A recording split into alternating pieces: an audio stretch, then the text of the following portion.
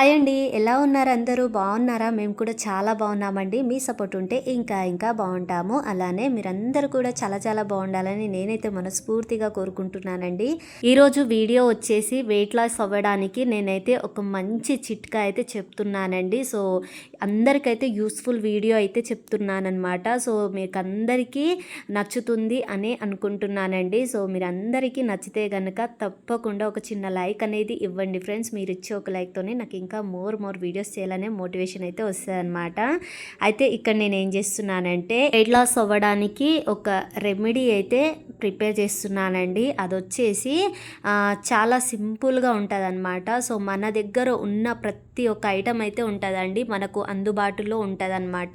So daily మనం వంటల్లో వాడే వాటితోనే ఇప్పుడు నేను మీకైతే చూపిస్తున్నానండి. అయితే దీనికి కావాల్సినవి ఏంటంటే జీలకర్ర, వాము, అలానే సోంపు, అలానే నల్ల జీలకర్ర అనమాట. సో జీలకర్ర, వాము, సోంపు అయితే మనకు అందుబాటులో ఎప్పుడు ఉంటూనే ఉంటుంది కదండి. సో ఇంకా నల్ల జీలకర్ర ఏంటి అంటే అది నేను చాలా వరకు అయితే మార్కెట్లలో ట్రై చేశానండి. నాకైతే అసలు ఎక్కడ దొరకలేదన్నమాట. ఇంకా సర్లే దొరుకుతలేదు కదా, ఒకసారి ఆన్లైన్లో నన్న ట్రై చేద్దామని చెప్పేసి నేనైతే మీషోలో సెర్చ్ చేస్తే నాకైతే దొరికేసిందండి. ఈ నల్ల జీలకర్ర వచ్చేసి కొంచెం చేదుగా ఉంటుంది. సో దానికోసం అనేసి నేను కొంచెం అయితే యూజ్ చేస్తున్నానండి. అయితే ఇక్కడ నేను ఏం చేస్తున్నానంటే ఫస్ట్ అయితే జీలకర్ర తీసుకున్నానండి. అన్నీ మనకు 50 గ్రామ్స్ కావాలంటే 50, లేదా 100 కావాలంటే 100 గ్రామ్స్ అయితే తీసుకోవాలన్నమాట.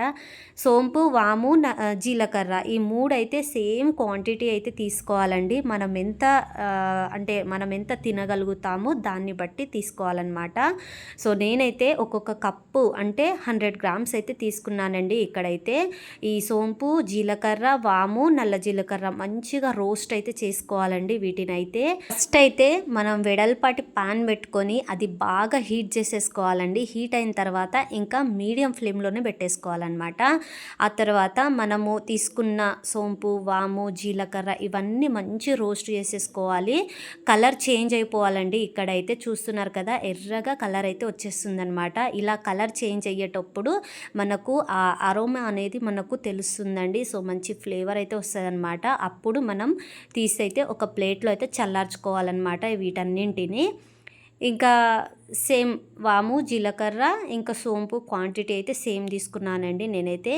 ఇంకా నల్ల జీలకర్ర వచ్చేసి చేదు ఉంటుంది అనేసి కొంచెం తక్కువ తీసుకున్నాను అనమాట. తక్కువ అంటే చాలా తక్కువ అండి.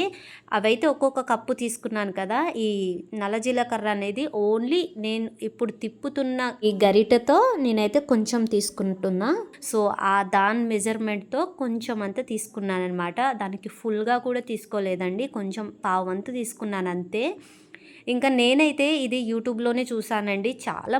చాలామంది ట్రై చేస్తున్నారు దీన్ని అయితే వెయిట్ లాస్ అవ్వడానికి. ఏదేదో ట్రై చేస్తూ ఉంటారు కానీ అంత మనకు సెట్ అవ్వదన్నమాట. ఇవైతే మనం ఎలాగో వంటల్లో రెగ్యులర్గా వాడతాం కాబట్టి ఇంకా మంచి ఐటమ్సే కదా, సో తీసుకోవచ్చు అనే నమ్మకంతో అయితే నేను యూజ్ చేస్తున్నాను అనమాట. నేను ఎందుకు యూజ్ చేస్తున్నానంటే ఇంకా ఆపరేషన్ అయినప్పటి నుంచి పొట్ట బాగా పెరిగిపోయినట్టయితే నాకు అనిపిస్తుందండి. అందుకే ఇప్పటి నుంచే కొంచెం సెట్ చేసేద్దామని చెప్పేసి ఇంకా నాకు మా వారి కోసం అని చెప్పేసి నేనైతే యూజ్ చేస్తున్నాను.